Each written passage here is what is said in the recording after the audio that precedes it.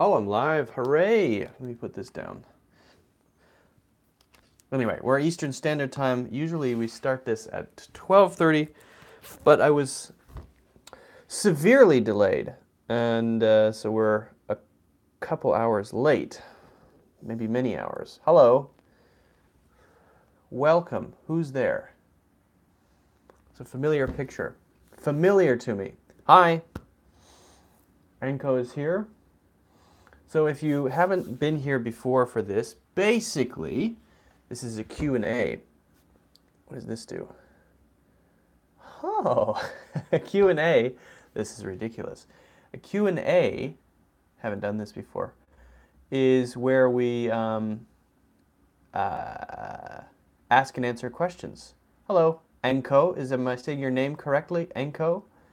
So I'm gonna be answering questions for those of you who are working on your English. Hello from France. Your name is YouTube? What a coincidence. What a crazy coincidence, YouTube, on YouTube. I don't believe it. I don't believe it for a second. You know, I thought about using, Pankaj, I don't know how to say your name correctly, but I see that you have the Wheel of Dharma as your title. My name is it Mole or Mule? Or Mule? Mule. Hello from Brazil. Hello, hello. Welcome to New York. We're in New York. Well, I'm in New York. So that means that we're in New York. Hi from Colombia. Hi from the Dominican Republic. Hello, Miguel. Wow, your name is very long. Miguel Gonzalez Santos. Probably not saying that correctly. And Luis or Louis from Colombia. Cool. Wow, lots of people here. I'm from Mexico. Your name is Angel. Oh, okay. Angel. Wallacey. Oh, great. Well, I'm glad all of you are here. So, I hope all of you are English language learners, because if you're not, should I have this on? Oh, it's definitely better if it's on, right? That's better. So I hope all of you are English language learners, because that's what this is all about. I'm here to answer questions. You can ask questions about American culture, New York, learning English, English pronunciation, English grammar, study tips, techniques, ways to practice, ways to learn English. So all of these you can ask about. That's why we do this. And so I hope you can ask some good questions. Because when I study, for example, Chinese, I need to ask questions sometimes, and I sometimes, if I don't have somebody to ask, I wish there was. So I'm here to, hello, from Saudi Arabia. Oh, I have people from all over here. That's good. Wallacey is here, and unfortunately, many of your names are hard for me to say. I can try them, but Aditya and Ali I can say. That's relatively easy. India, Brazil, Saudi Arabia. Good, cool, but still no questions. So, even if it's a simple thing, like last week on Saturday, people were asking mostly about the differences between words. So that's okay. Like, what's the difference between this word or this word? Or pronunciation point. People sometimes ask questions about, for example, how to deal with certain situations, how to handle, like, for example, one person named Jenny asked a really good question about, from Germany, asked a really good question about how to basically say no to somebody in a polite way. I need to say no, but I want to do it in a way that's not rude, right? So we talked about that before. My problem is I understand English, but to respond is hard. Yes, that's a very common issue. So those two good questions, and also that's a good one too. That's a simple one. Let me just open my notes so I can write these down. if you don't know me and you haven't seen my other YouTube videos, I am an English teacher from America. Hello, Huda from Iraq. Princess. A princess from Iraq. Oh my God. That's amazing. A princess. I'm honored. Okay, and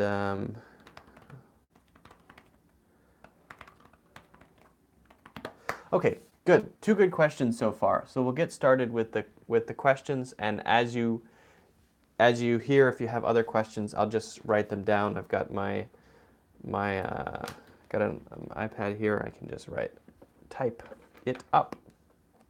So first of all, the simple question, pronunciation question. Oh, wait, one more question from Mr. Dharma. My question to you is, when I speak to myself in my head, I can speak better English, but when it comes to actually speaking, I fumble after one or two sentences. Why is it so? Yeah, so that's basically the other question. So we'll talk about both of those. It's a good one. It's a really good question. And why is it often when people drink alcohol, they tend to be better English speakers? It's another very interesting question. So, the pronunciation of the word, of this word, if you can write, could you write that one again? I'll show you the word. Let me make it a little bigger.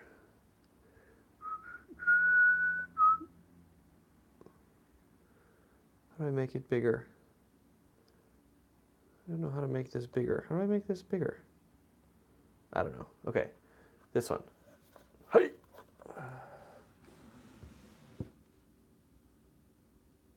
Okay, pronunciation of this word is entrepreneur. It's a little difficult, but it basically has 4 syllables. Syllables are beats in a word. Entrepreneur. Entrepreneur. But because we say it quickly, often what you hear is entrepreneur. Entrepreneur. Entrepreneur. So if you say entrepreneur, it's okay, right? Because it's very similar.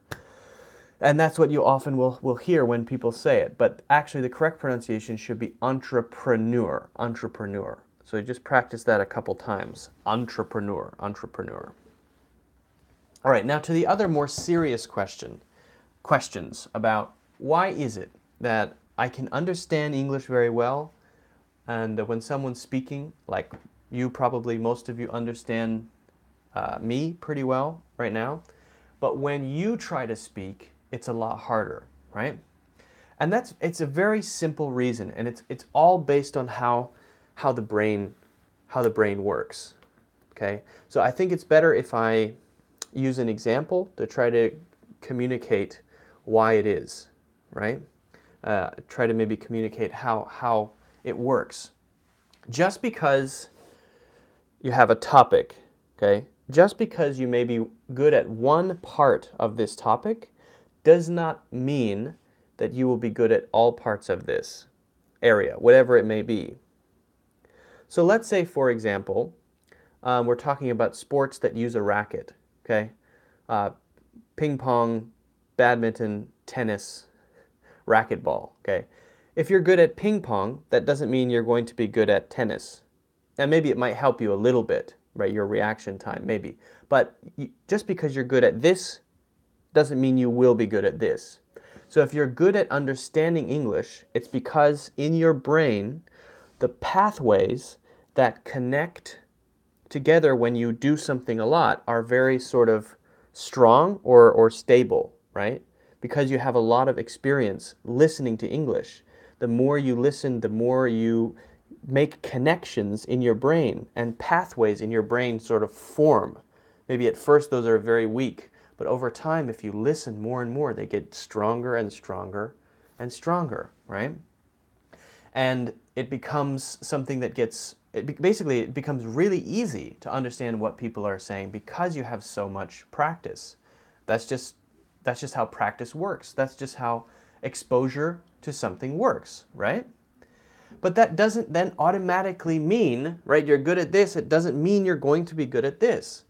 So let's say you're really good at listening, but you can't speak. That's because it takes something very different in your brain to communicate. Because when you communicate, you have to put those things together yourself in a sort of creative process. Listening is not a creative process. Speaking is more of a creative process because you have to take all those words that you know, put them together in the right way, and get them out in a way that sounds natural. And the problem is that because maybe you live in a country or an environment where you don't get to speak English very often, especially maybe not with native English speakers, you're not going to get the practice that you need to sound natural, right? Just like how you're able to understand everything you hear, and it gets easier and easier because you listened a lot, the only way to get better at speaking is to speak a lot. And that is a completely different process, putting those words together and getting used to the feeling of communicating.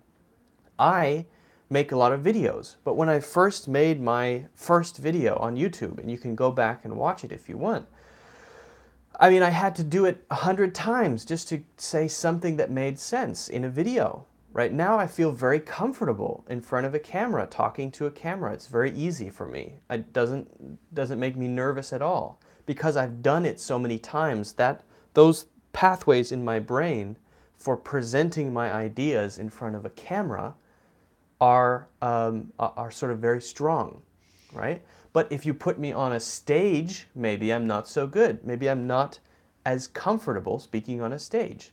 So I just want to be very clear that just because you can do this does not mean you can do this. So if you want to be good at this and this, you have to practice this and this. Don't assume that because you're good at this, you will also be good at this. So you have to find a way to speak a lot. You have to find a person you can talk with, or get a teacher, or at the very least, you can sit down with your phone and turn on the record function and then listen to yourself speaking. Give yourself a question and answer it and talk for 2 or 3 minutes in English. Then go back and listen to the whole thing, and you'll hear, oh, that sounds weird, that sounds strange, why did I say that? Oh, that's strange. And the more you do it, the more comfortable that you'll get. And that's a big part of it. So even if you don't have a speaking partner, even if you don't have a teacher, at least you can get used to the feeling of doing it. And that's going to build up those pathways in your brain and make you much more confident when you do speak. Now, for the reason why maybe it's harder to put your thoughts together naturally when you're speaking, one thing that's kind of related to that is something that I call bandwidth. So when you get on, let's say you have a website, and you're the owner of the website, you pay for a certain amount of traffic that can come in, right? But if suddenly 100,000 people visit your website, it's going to make your website explode because there's too much traffic, right? You don't have enough what's called bandwidth. It's called bandwidth. You don't have enough bandwidth. Maybe someone can write that word down for me in the chat. You don't have enough bandwidth. So when you're not used to speaking in English and you haven't had the practice and you don't feel comfortable because you haven't done it enough, when you're speaking, have to think about what you're going to say. You have to think about the pronunciation of the words that you're saying, trying to make those sound natural. You have to think about grammar. Should I be speaking in the past tense, the future tense, the present tense, past perfect, past, all of that stuff that you've learned in school. Then you have to think about whether or not this word or phrase is natural in this situation. Not only is it the right word, but is it the right word for this situation? Maybe there's another better word to use, right? Or phrase. Then you have to think about maybe expressions that you've learned, idioms that you've learned, and try to fit those in. Of course, you're also trying to think about where you're going with what you're saying. What's the next sort of idea you're going to talk about. When you have all these things going around in your mind at the same time, it's going to be very difficult to fit all that together in a natural and smooth way. But the more you do it, the more each of those things becomes a habit and something you don't have to put all of your concentration into, right? So right now, my concentration is not on pronunciation, grammar, any of that stuff. I'm not thinking about it.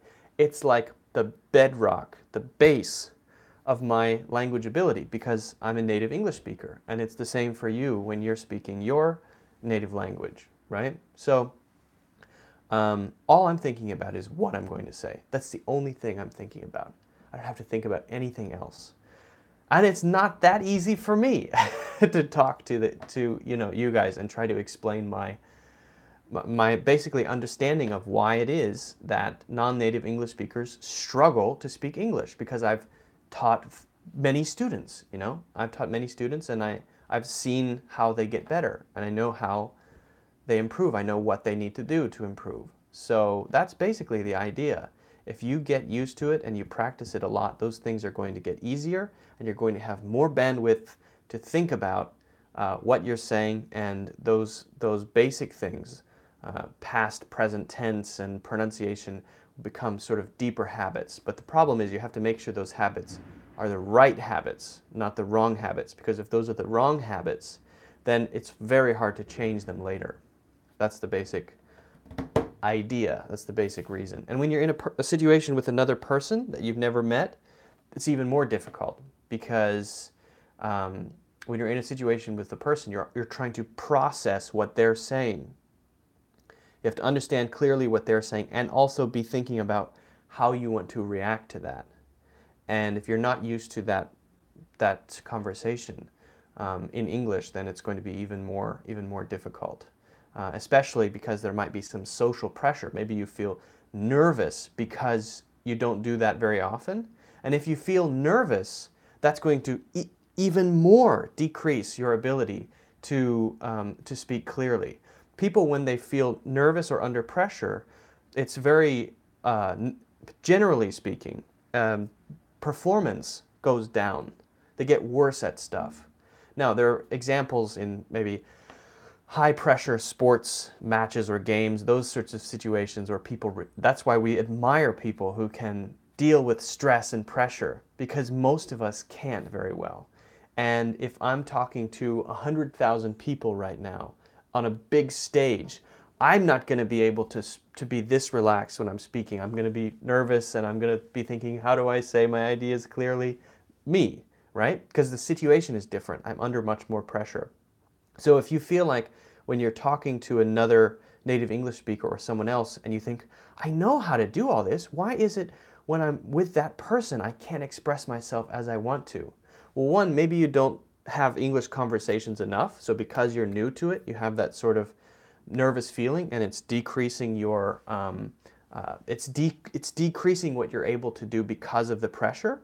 And two, oh, where's my bike? I'll answer that in a minute. And two, when you're communicating with somebody, there's a lot more going on. It adds another piece to your bandwidth. And that's another reason why it can be very difficult to speak with others. And the interesting thing is I've noticed when people are very relaxed or even drink, which is a weird thing, their English tends to get better because they have no pressure, because they don't even care. And when they don't care, English comes out much more naturally. It's weird, but I've noticed it on several different occasions. So I'm sorry for going on and on and on, but I hope that answers your question. All right, I'm going to go back and look at some of the previous comments that I may have missed. All right, let's see here.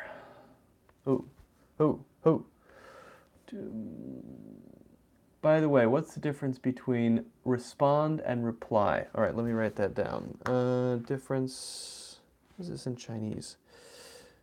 English, difference between respond and reply, okay?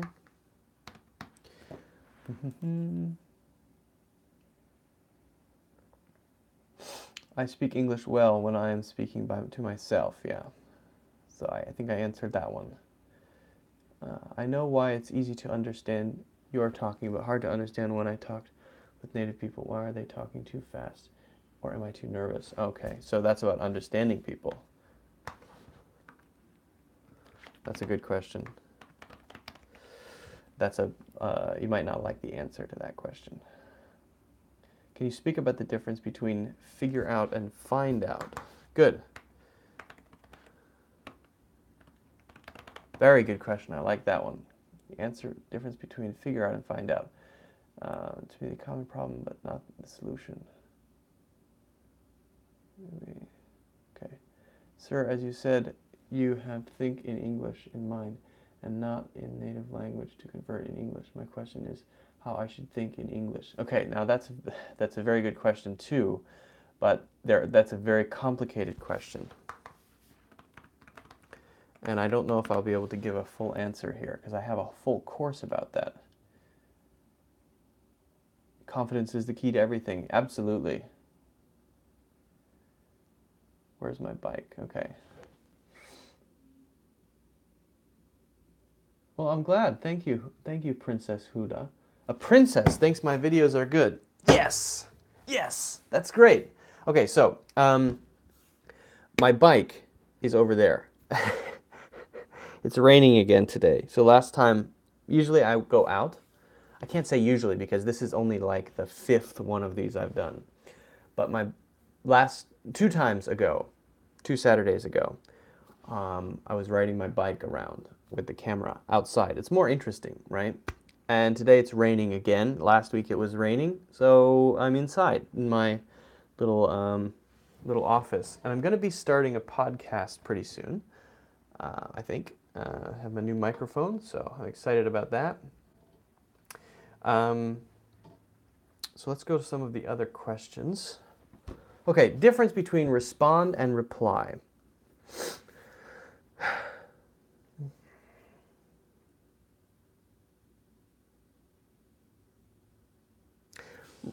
Respond and reply are sometimes used in exactly the same way. Okay, so you responded to me, you replied to me. In that way, maybe you sent me an email, right? I saw that you responded to me. Or a comment on YouTube. Oh, you responded to my YouTube comment. You replied to my YouTube comment. In this way, they're the same. So that's what we would call overlapping meaning, right? That's the overlapping meaning. However, there is also a difference. Some difference. So if you say, she asked a question and nobody responded, that would be a use of respond where we wouldn't usually use replied. So she asked a question and nobody said anything. So often when we say respond, it doesn't matter so much that it's what is said. It doesn't matter so much what it is that happens, but there's something that happens that's based on what was said before. Even if let's say this lady is giving a talk about a topic and someone goes, ha, that's a response. Or someone goes, what? Or someone goes, wow, that's a response. Even if it's not words, it can be a response. So we use often response to just mean A happened and then B happened based on A. That's often the meaning of response. And we can use the word response in things like biology as well. For example, if we talk about maybe, if we talk about animals, right? Maybe if something in the environment changes and let's say, this kind of flower all dies, the environment will respond. The environment's not saying anything, but it has an action based on what happened. So this kind of flower all died. The response of the environment maybe is another type of flower becomes more common. It's not like the environment is doing something, but there is some sort of thing that happens based on the previous thing that happened. And that's the simple meaning of response. That's the basic meaning of a response. So responding to someone's email is correct, but it's not focusing on what I said. Giving a like to this, which I hope that you do, and sharing it, that would be a response to this live stream, like this live class, right? It'd be my response to disgusting video is to do this, is to make a face. Oh, if you've ever seen some people watching really gross videos and they film responses or reactions, similar to reactions. People are going like this. Oh my God, what is that? Right? They just focus on the face. That's the response. That's their response. That's their reaction. So it's similar to reaction. So again, response can be used to say what people said. Respond to me. Or it can be for other sorts of things that happen that are based on something else that happens. Reply, though, is only for words. Reply is only for I said something and then you said something based on what I said back to me. Reply is like a back and forth. Think about reply more like throwing a ball back and forth. You throw the ball, I catch the ball. I catch the ball, I throw the ball. That is my reply, but it's for communication, right? We can't use reply for actually throwing the ball. So I throw the ball. Hi there. Catch the ball. Hi, how are you? I'm fine, thanks. Do you want to go out for lunch? Yeah, sure, what time? Each time is a reply. Now you could also say response there, but here reply is much more common. Reply isn't, you can't use reply for nature, like I said with respond. You can't use reply for, ha, that sort of reaction. So it's more specific, and it's more specific and specifically related to communication, usually between people. And so when you see somebody post something on Twitter and you write a comment, you reply, and then the person who posted it replies to your comment, right? You could say maybe the first person responded and the second person replied. Right? I responded to your post and then you replied to me. Wow. Or I write you an email and you write me an email back. That is your reply. In fact, in an email box, you'll often see reply all. Let's see if I can find that word. Oh no, I think Apple doesn't say that. Anyway, when you're writing an email or you read someone's email, then you click on that button to send an email back. It often says reply. If you get an email and there are many other names on the list, then you might say reply all. Reply all. So reply is more about communication. I hope that makes sense. I hope that makes sense. I feel like I've been studying English since I was born, but I never feel progress. Why? Because studying is only half of it. Studying is only a small part. Studying English is like reading about becoming a great tennis player.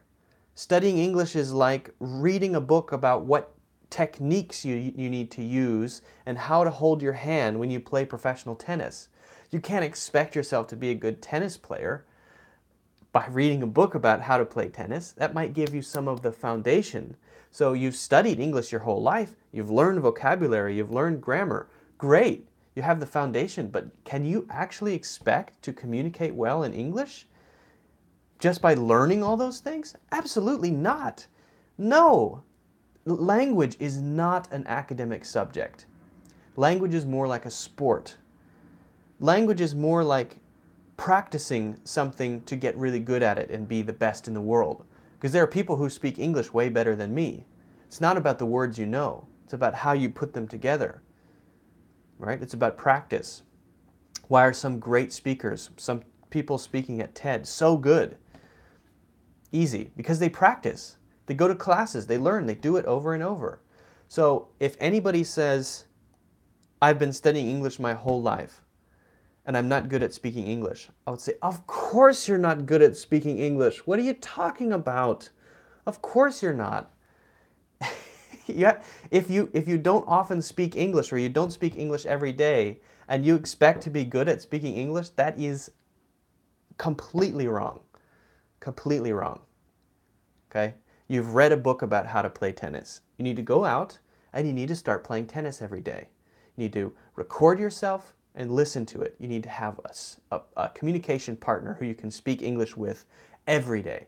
You need to make some friends who are native English speakers. You need to do something every day to make English come out of your mouth.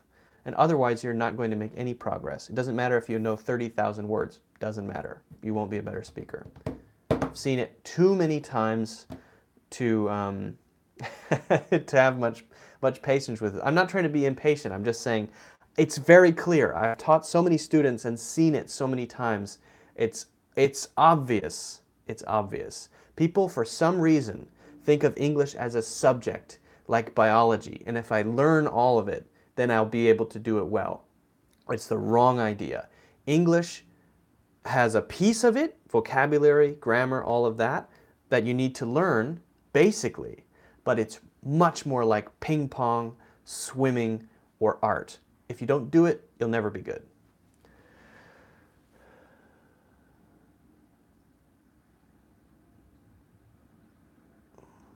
Sorry for being a little direct there, Baron, but that's the reason. I like American English, but I hate British English because British people did not speak with full words. It's hard to catch their sound, but you love the US sound. Okay. All right, so that's interesting. Every area of the world has different ways of speaking. Australians speak English better than, or not better, differently than British people, differently than South Africans, differently than Americans, Canadians, and so on. In America, people speak differently. People from Boston might talk more like this. New Yorkers maybe talk more like this.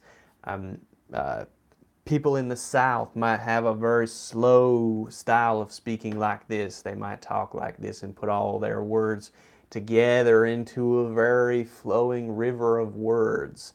And people in the West Coast might talk like this, and everything might sound like a question, and like use the word like too much. And like for some reason, when I talk like people from the West Coast, I like have to close my eyes, and I'm just not like sure why. So there's huge variation in English, and to really be able to hear it, you need to try to get different kinds of exposure. So actually, someone who, your situation is your situation about not understanding British English. You may think that it's something about British English that makes it harder to understand. Probably not. Because people who grew up mostly around British English will say that about American English. They'll say, I understand British English really well, but when I hear American English, I just can't understand it very well. I can't understand. So actually, it's not about the different dialects of the language. I'm speaking very clearly right now because I've been an English teacher for 7 years, and my family makes fun of me because I speak very clearly. But if I was really talking in American, I might blend it together a lot more. Another reason why, apart from that, so you have to increase your exposure. If you watch mostly American movies and you understand Americans, maybe watch more British TV shows. Maybe watch more British movies. There are a lot of very funny British movies and British TV shows. Excellent British TV shows or podcasts. I think podcasts are a great learning tool. I think TED Talks are a great learning tool because you can get exposure. Exposure means you can see different kinds of accents from different places, and that can give you sort of the background, and you can start to get comfortable with it. There's an interesting study done, I can't remember by who, but they had people who didn't know, I believe it was Spanish, listen to Spanish radio every day. Like they tried to study Spanish, and then they had two groups. One was trying to study Spanish, and the other spent a certain amount of time just listening to Spanish radio, but they didn't speak Spanish. Then they started learning Spanish after they listened to Spanish radio for maybe a few months. The people who listened to Spanish radio for a few months, even though they didn't understand any of what they heard, when they started studying it, they learned much faster than these people.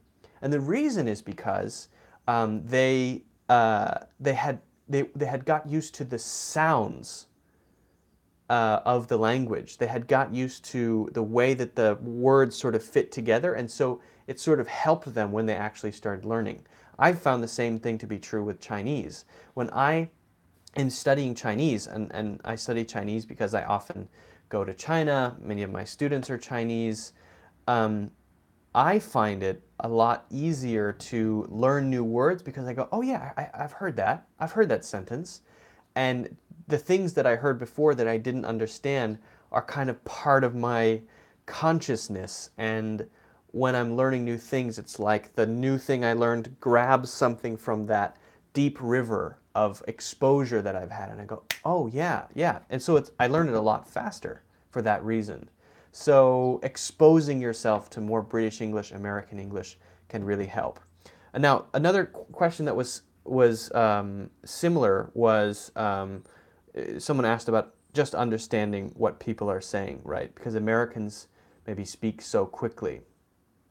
It's true, but there's another part of that. And the other part of that is about local phrases and words that reference culture.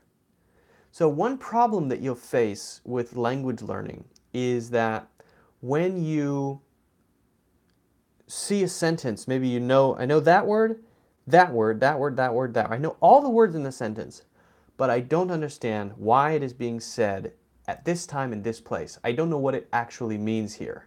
What's going on, right? And it's because a lot of the times in a language, because language is a cultural thing, cultural phenomenon, it makes a reference to history, it makes a reference to things that are only within the culture. So if I hear or watch a British TV show, maybe about 5% of the things that are said, I don't understand deeply. I understand the words and I understand the idea, but I don't understand, maybe they reference something within British culture. And you have to know British culture very, very well to know what they're talking about. And maybe it's a word, maybe it's a phrase, maybe it's just an idea that's mentioned. But language is sort of not this universal thing. And if you know English, you know English. It doesn't work like that. Language is within each culture different. American English is over here. British English is over here. Americans listening to British English, in many cases, won't understand something because the British people said something specifically about British history or British pop culture or whatever, and that American person doesn't know that thing. So that makes it even harder. So on one level, you have the speaking speed and the fact that maybe you're not comfortable with that type of English. Maybe you're used to American English but not used to British English. So the pronunciation is something you have to get used to. You have to expose yourself to it more. On the second level, then you have culture. And the culture of that place, which references itself all the time and is always sort of, they say something that's about something within it, makes it even harder to understand many things that are said, even for a native English speaker in another country who's part of another culture who doesn't know that, like me. Again, many things I hear in British TV shows, I get the idea, maybe I get the words, I understand it, but I'm not sure what that reference is. What are they talking about? And I don't know. And you have to just know the culture deeply. You have to get deep into the culture. So, in fact, I understand much more of British English than I do about Australian English.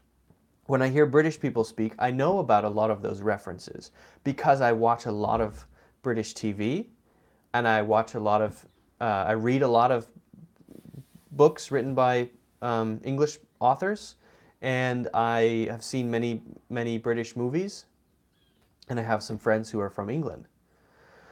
So I feel much more comfortable with it, and when I hear it, I know those things. But when I hear Australian English, I know much less, because there are all of these things that are unfamiliar to me, that are within the culture of Australia, but didn't really get out of the culture very much. And because I've never been to Australia, because I don't really watch Australian television, because I haven't really seen many Australian movies, I don't know. What is a budgie smuggler? I mean, I know that, but a lot of other things I'm just, I don't know. So it's like two levels, right? And it's unfortunate, but it's also fortunate because it's interesting.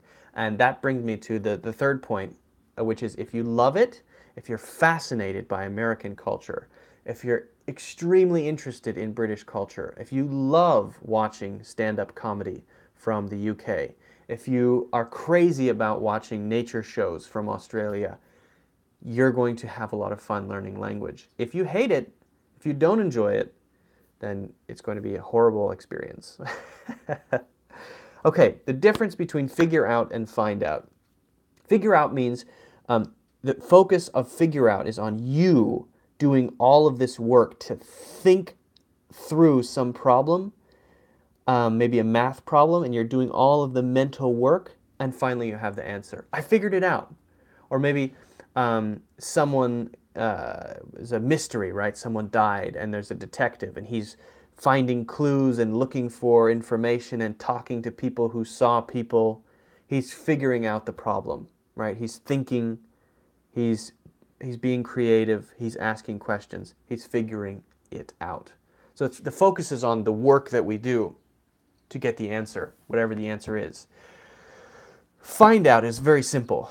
Find out, it doesn't matter how it happens. Figure out, it matters how it happens. It's about that, all that work that happens, all the mental energy. Find out is like, I don't know the answer. Google, oh, there it is. That's the answer. Hey, can you find out what time that restaurant closes? Closes at 10. I just searched it. Okay, thanks. Find out is usually getting some quick information like that. What time does the restaurant close? What's the name of that author who wrote that book called Hitchhiker's Guide to the Galaxy? What's the name of that author? That's find out. Get some information. Go get it. It's quick usually. You can search it. You can ask somebody. But you wouldn't say, could you please figure out what time Denny's closes? Then what does that mean? Let me see. If it's a restaurant in New York City, then it's probably...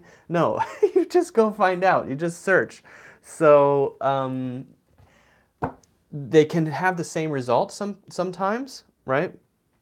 But usually the focus of figure out is to do the work. Find out, just get the answer. That is the answer to the question. Okay. Now someone asked about how to think in English. Now this is a very tough one.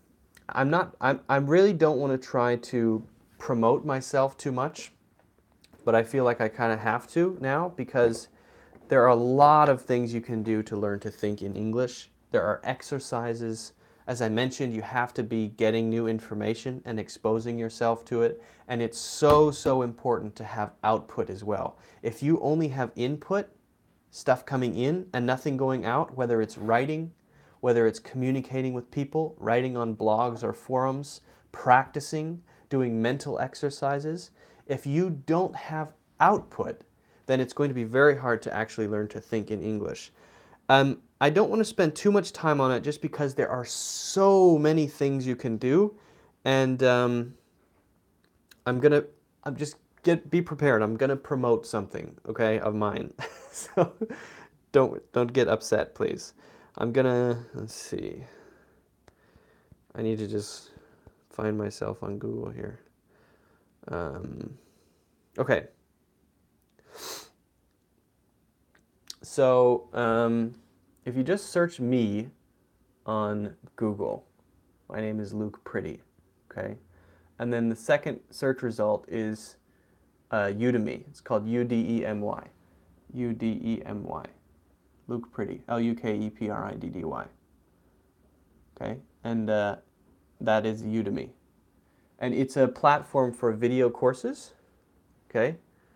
So I've got 3 video courses here. I'm actually working on a couple more. But each one is 3 hours long, and they're videos. Okay, this one is on pronunciation. This one is on how to put sentences together naturally. It's also pronunciation, but this is more about word sounds. This is more about sentences. And then this one is called Building Your English Brain. And this one is the focus of this whole course is how to think in English. You can see I've got totally 2,000 332 people have signed up for my Udemy courses. And this one has 4.8 stars, this one has 4.6, and this one has 4.7. So I would recommend, if you're serious about it, they're not very expensive. This course right now, the normal price is $25. Right now it's $10.99. This is 3 hours. That's why I don't want to do it now, right? Because I think it's covered very well in this course. This is 3 hours of lessons on how to do this, how to think in English. So yeah, if you're serious about learning how to think in English, this is in the link actually. It's in the link of this class. And this is the more popular one. This one has 1,057 students. Sorry for promoting myself, but yeah, got to do it sometimes. Okay. If you want to watch my other videos, you can also go to my website. This is lukepriddy.com. Okay. Can I talk with you? Well, you guys are welcome to add me. I'm on WeChat, so you can search me on WeChat. My WeChat is also in the description of this. Hi, is this sentence correct? Oh, hold on. Sorry. Is this sentence correct? She is gone. She is gone. If it is correct, what does it mean? Well, do you have a question mark there? Is she gone? She is gone. That means she's not here. She left. So she is gone means she left. She went away. Is she gone? Did she leave? Did she go away? Yes. She's gone. Okay. Is she gone? Yeah, she's gone. She's gone. So maybe, for example, a girl invites a boy over to her house. Yeah. And, you know, high school stuff. Maybe just kissing or whatever people do in high school. But she's not supposed to have a boy over. And she thought her mom was not going to be home, but her mom came back home. And so they think, oh my God, right? Oh my God, my mom's here. Hide, hide, hide, hide. Hide in the closet. Okay, so the boy hides in the closet. That's the closet. The boy hides in the closet. And the girl's talking to her mom. Hi, Mom, I didn't know you were going to be back here. Oh, yeah, I just came back to pick something up. Oh, okay, great. She's hoping, please don't look in the closet. Please don't look in the closet. And then after maybe 10 minutes, the door closes, mom leaves, car starts, mom goes. And then you hear from inside the closet, is she gone? Is she gone? And then the girl will say, she's gone. What a relief. What a relief. Don't want to get caught. Don't want to get caught necking. What is doggone? The doggone girl. Doggone. The girl is mine is often sort of a romantic thing. My girl is a famous song. My girl. And it means just, you know, someone you're romantically involved with, someone. Or sometimes fathers will say it about their daughters. It's my girl. It's my girl. My little girl. My girl is also romantic sometimes, and doggone just means, oh. It almost has no meaning. This doggone thing, it's almost like damned thing or stupid thing. This damn thing, this stupid thing, it's like this freaking thing, this stupid thing, this doggone thing, this whatever, this fucking thing. It's like there's a whole range of words that go from mild to bad. So like this dang thing, this doggone thing, this stupid thing, this freaking thing, this, then probably the worst would be this fucking thing, right? It goes this line of how bad the word is, basically. Similar to that. Sir, you forgot to answer my question. Think in English. Yes, so I think I answered that. Check out my course. That's not a very good answer. hello everyone. Big thanks to you guys for the fantastic channel. Thank you. It's just me though. It's not a channel. It's not you guys, just me. I have a quick question about a specific scenario. When we are on a call with an American customer, let's assume we are technical support, and we had to put the caller on hold.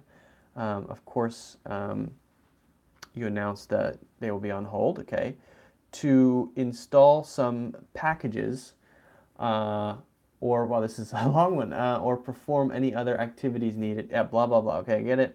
And when we are done with our task, how can we smoothly get back in the conversation? I would be greatly appreciative if you could share some hints for what could be said to a US caller to sound more professional and natural. Ooh, long question, but a good one. Okay. So I've never been customer service, but I've called many customer service people, right? And so I've never been a customer service representative, although I've done similar jobs in the past. And they'll say is, to ask you to go on hold, they'll say, I'm going to put you on hold for a minute, and so that I can talk to my supervisor. I'm going to put you on hold for a minute so that I can talk to my supervisor. Or let me put you on hold while I, and then say whatever it is you need to do. Let me put you on hold while I blah, blah, blah. Or, is it okay if I put you on hold for a couple minutes while I da, da, da, da, da? Is it okay if I put you on hold for a few minutes while I blah, blah, blah, blah, blah? Okay? So that's how you would go on hold. Then, once you come back, there are a couple different ways to do it. The simplest one is to just make sure they're still there, and that would be to use hello with a question tone. Hello? Or hello? Yes, still here. Or you could ask, are you still there? Are you still there? Or, and this is probably the most common, you use their name and also use a question tone. So let's say the name of the caller is Mr. Scott. Mr. Scott, okay? Mr. Scott is on the line. Mr. Scott, is it okay if I put you on hold for a couple minutes while I deal with this issue and look to see if we can find out what's going on? And he'll say, oh yeah, sure, no problem. Okay, thank you. Hold. And then bad music playing.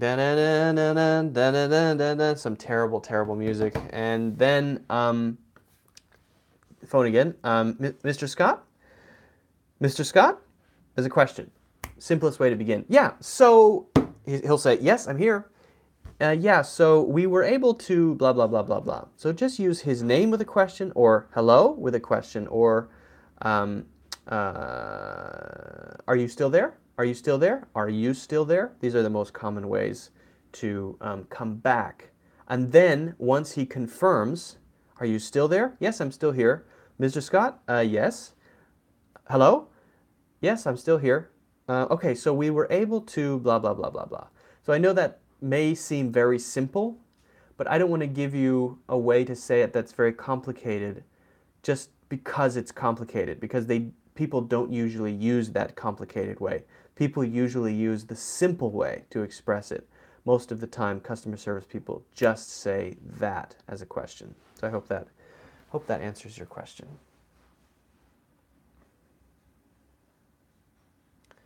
All right, cool. Yeah, so just honestly, if you're going to use one of those, just use his name or their name with a question tone. Mary? Mr. Scott? Like that. And then they will confirm that they're still there, that they waited on hold for that period of time. Then you just say what you did or what the result is of you finishing whatever it is you had to do. Okay. All right, friends.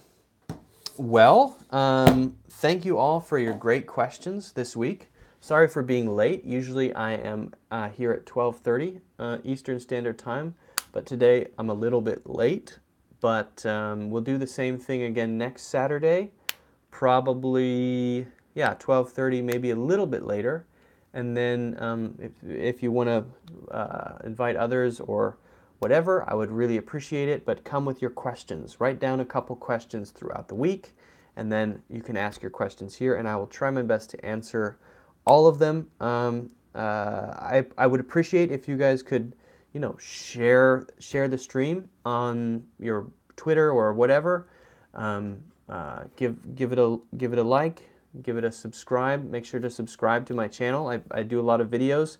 Let me know what kind of videos you'd like to see in the future. I always take suggestions on different kinds of videos to do. I like to do a range of things just because it's interesting. Again, if you're really getting serious about learning, I would recommend checking out those courses, those Udemy courses. Right now, it looks like they're about $15 discounted, so it's a pretty good deal at the moment. And so I'll see you guys hopefully next week. And again, thank you for all the great questions. And I hope I answered everybody's question. But there are some really good ones today. Last week it was good too, but there was mostly about the difference between A and B, which is okay, but there's a nice range of questions this week, so that's great. All right. Wow, I've been talking all day. Now I got to talk some more because I'm working on a new course. All right, guys. Oh, I'm glad to hear it. Thank you, Magda. Where are you from, by the way?